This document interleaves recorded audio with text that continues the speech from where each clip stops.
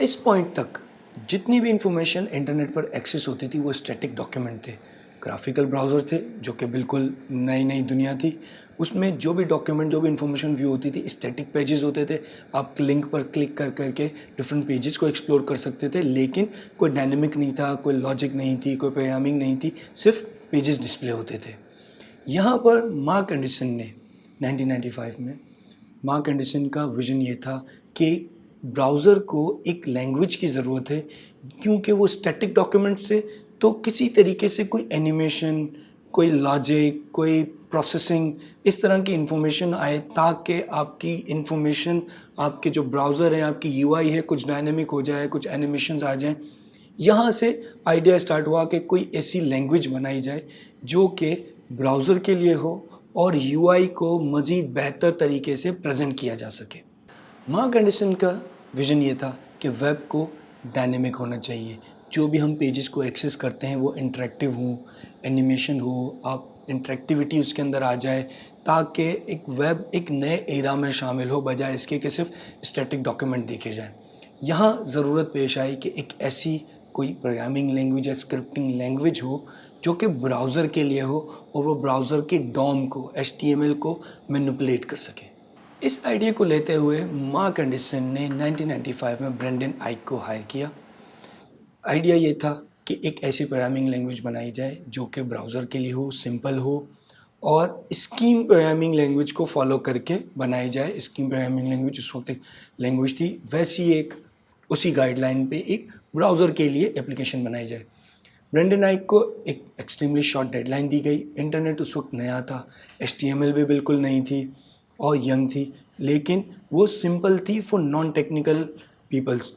Non technical लोग भी उसको आसानी से यूटिलाइज़ कर सकते थे, उस पर काम कर सकते थे। तो प्रोग्रामिंग लैंग्वेज भी ऐसी बनानी थी जो कि सिंपल हो और नॉन टेक्निकल, नॉन प्रोग्रामर्स को भी आसानी से समझ आ जाए।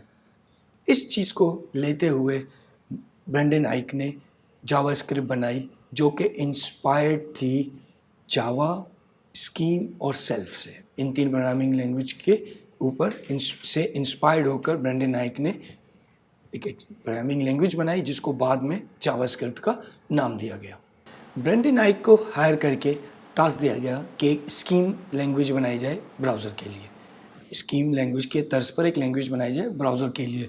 ये वो टाइम था जब इंटरनेट बहुत तेज़ी से ग्रो कर रहा था, बहुत ज़्यादा कंपटीशन था। हर कोई इंटरनेट के लिए browser based application, browser war शुरू हो चुकी थी। हर कोई यूज़र बेस पे कंट्रोल करना चाहता था कि ज़्यादा से ज़्यादा यूज़र किस सॉफ्टवेयर को, किसकी एप्लीकेशन को यूज़ करते थे। तो एक बहुत बड़ा प्रेशर था, कंपटीशन चल रहा था। माइक्रोसॉफ्ट और नेटस्केप की वॉर स्टार्ट हो गई थी ब्राउज़र की कि कौन ज़्यादा यूज़र को टारगेट कर पाता है। इसके लिए नेटस्केप ने लैंग्वेज बनाने का इरादा किया और साथ ही साथ नेटस्केप को एक स्ट्रॉन्ग एलाई की ज़रूरत थी जो कि नेटस्केप के साथ चल सके। इसलिए 1995 में नेटस्केप ने कोलैबोरेशन की सन माइक्रोसिस्टम से। सन माइक्रोसिस्टम ने अर्ली 90s में प्रोग्रामिंग लैंग्वेज लॉन्च की थी जावा, जो कि अप्लायंसेस के लिए और सर्वर साइड लैंग्वेज थी, सर्वर साइड एप्लीकेशंस के लिए।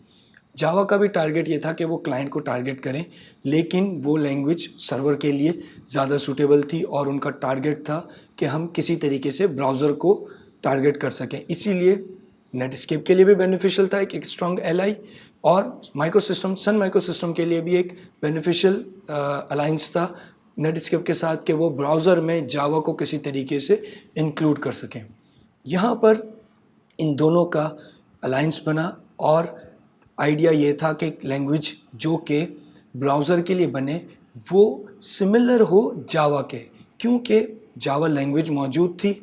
तो आइडिया ये था जो ब्रेंडन आइक को दिया गया कि ऐसी लैंग्वेज बनाई जाए जो सिंथेटिकली सिमिलर हो जावा के, जावा से करीब तर हो, ताकि आसानी से अडॉप्ट की जा सके और लोगों के लिए आसानी हो समझने में, सर्वर के लिए जावा और क्लाइंट साइड पे जावा स्क्रिप्ट। तो इस तरीके से लैंग्वेज का आइडिया दिया गया।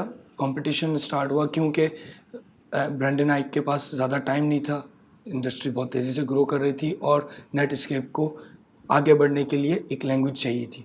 तो एक कंपटीशन था, तेज़ी थी, इसलिए ब्रेंडन आइक को तेज़ी से जल्द एक आइडिया पेश करना था کہ کون سی لینگویج ہوگی، لیکن ٹارگیٹ کیا تھا، وہ سملر ہونی چاہیے جاوا لینگویج کے۔ برینڈن آئک کے پاس زیادہ ٹائم نہیں تھا، بہت زیادہ پریشر تھا کہ جلد سے جلد ایک ورکنگ پروٹوٹائپ سامنے لایا جائے تاکہ جلد سے جلد اس کو لانچ کیا جائے۔ سن کے ساتھ الائنس ہو چکا تھا اور جلد سے جلد کلائنٹ کے لیے ایک ایسی اپلیکیشن لانا ضروری تھا تاکہ سن بھی مارکیٹ کر سکے اور نیٹ اسکیپ کو بھی ایک ایڈوانٹیج مل سکے، ایج مل سکے۔ اس لیے برینڈن آئک نے جلد سے جلد بنانے کی کوشش کی اور 1995 میں 10 دن میں، جو کہ ویب رپورٹ کر رہا ہے اس وقت کہ 10 دن میں برینڈن آئک نے ایک لینگویج بنا کر اس کا پروٹوٹائپ سامنے رکھ دیا۔ برینڈن آئک کے پاس فریڈم تھی کہ کوئی بھی فیچرز چوز کرے، کسی بھی طریقے کے فیچرز لے، لیکن پرابلم کیا تھی کہ ٹائم نہیں تھا۔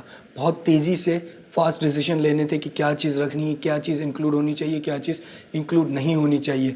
اس کی وجہ سے کچھ آپ جب جاوا اسکرپٹ آج جس شکل میں ہے اور انیشلی جس شکل میں تھی، کیونکہ بہت سارے ڈیسیجن جلدی میں لیے گئے تھے، تو کچھ چیزیں ایسی تھیں جس کو بعد میں یہ بھی سوچا جاتا ہے کہ یہ فیچر صحیح امپلیمنٹ نہیں ہوا یا فیچر صحیح طریقے سے لینگویج میں موجود نہیں تھا۔ یہی وجہ تھی کہ جاوا اسکرپٹ ارلی ڈیز میں اتنی فیوریبل لینگویج بھی نہیں تھی انیشلی، لیکن کیونکہ وہ ویب کی پہلی لینگویج تھی اور اس نے پورے ویب کو ٹیک اوور کر لیا تھا اور وہ ڈیسیجنز بہت جلدی میں اور تیزی سے لیے گئے تھے۔ اس کانٹیکسٹ میں موقع بنی تھی، جو پروگرامنگ لینگویج جو پہلا نام تھا جاوا اسکرپٹ کا، اس کانٹیکسٹ میں بنی تھی تیزی میں، اور کچھ ہی ہفتوں میں اس کا ورکنگ پروٹوٹائپ ریڈی ہو گیا۔ اور جب اس کو نیٹ اسکیپ نیویگیٹر میں انکلوڈ کیا گیا، کچھ ہی عرصے کے اندر جب اس کو نیٹ اسکیپ نیویگیٹر میں انکلوڈ کر کے پہلے لانچ کرنا تھا تو اس کا نام چینج کر دیا گیا اور لائیو اسکرپٹ اس کا نام کر دیا گیا۔ لائیو اسکرپٹ موقع سے چینج کر کے اس کا نام لائیو اسکرپٹ کر دیا گیا، اور جب پہلی دفعہ نیٹ اسکیپ نیویگیٹر 2 میں یہ لینگویج لانچ ہوئی تو لائیو اسکرپٹ کے نام سے لانچ ہوئی۔ دسمبر 1995 میں جب نیٹ اسکیپ اور سن کی ڈیل کلوز ہوئی، فائنلائز ہوئی، تو اس وقت یہ ڈیسائیڈ کیا گیا کہ موقع یا لائیو اسکرپٹ کو رینیم کر دیا جائے گا جاوا اسکرپٹ کے نام سے، اور جاوا اسکرپٹ کو کلائنٹ سائٹ کے اسمال ٹاسک کے لیے، چھوٹے ٹاسک، اسمال ٹاسک کے لیے کلائنٹ سائٹ پہ جاوا اسکرپٹ کو یوز کیا جائے گا، اور جاوا کو پروموٹ کیا جائے گا پروفیشنل ٹول کے طور پہ بڑے ویب کمپوننٹس، بڑی ویب اپلیکیشنز بنانے کے لیے۔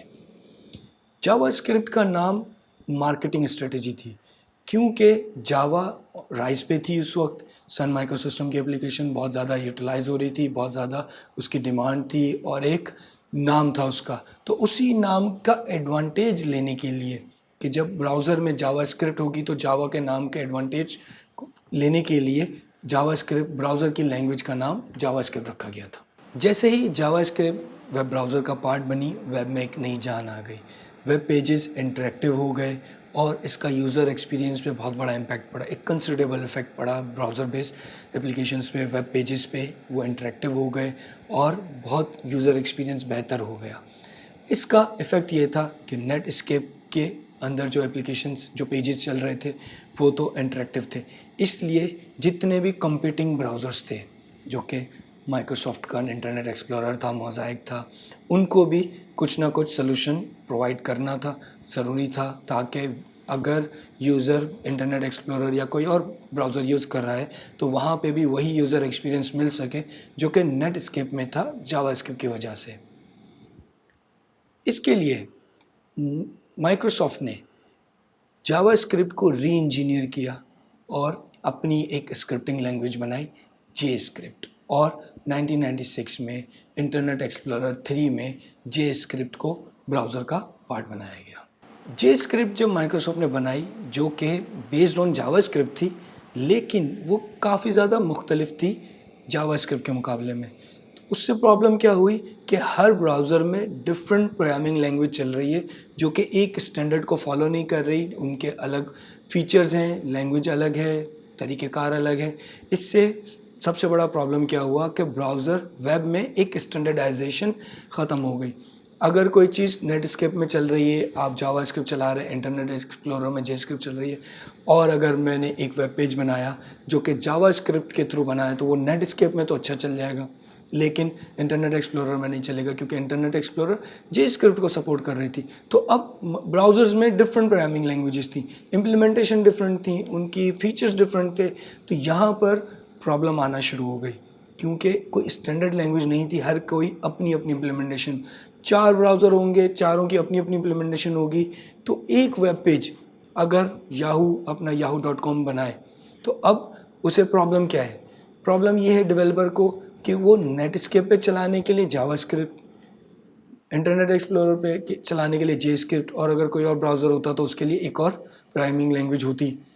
یہ پرابلم اسٹینڈرڈائزیشن نہ ہونے کی وجہ سے جو ڈیولپرز کے لیے یہ پرابلم آنا شروع ہو گئی, اور ویب اپلیکیشن ویب سائٹس پہ لوگوز ہوتے تھے انفارمیشن کے کہ best run at Netscape, best run at Internet Explorer, یعنی کہ یہ پیج اگر آپ دیکھیں گے تو نیٹ اسکیپ میں اچھا چلے گا کیونکہ اس میں programming language JavaScript use ہو رہی تھی. اور اگر وہ جے اسکرپٹ کے تھرو بنائی گئی ہے تو اس میں لکھا ہوتا تھا کہ یہ انٹرنیٹ ایکسپلورر میں بیسٹ چلے گی. یہاں پر ہیٹروجینیس ہو گیا, ہر براؤزر کے لیے الگ لینگویج, ڈیولپرز کے لیے پرابلم ہو گئی. تو ضرورت تھی اسٹینڈرڈائزیشن کی کہ کوئی ایک سینٹرل پوائنٹ ہو, تمام براؤزرز اس سینٹرل لینگویج کو اس کی سینٹرل امپلیمنٹیشن کریں. یہ اسٹینڈرڈائزیشن کی ضرورت تھی جو کہ اس وقت تک نہیں تھا.